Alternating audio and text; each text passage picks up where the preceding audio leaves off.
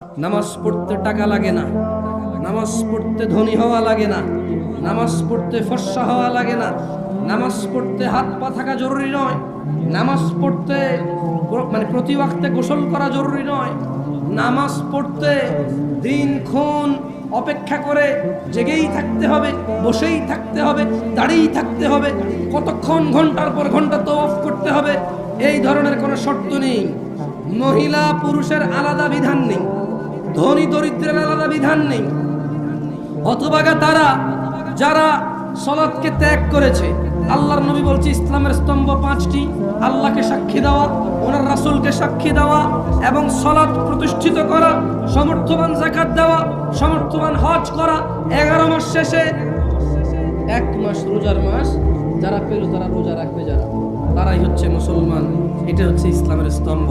কয়েকটি কাজ একনিষ্ঠভাবে করলেই আমরা জান্নাতে প্রবেশ করতে পারি, যার অন্যতম হলো সিয়াম।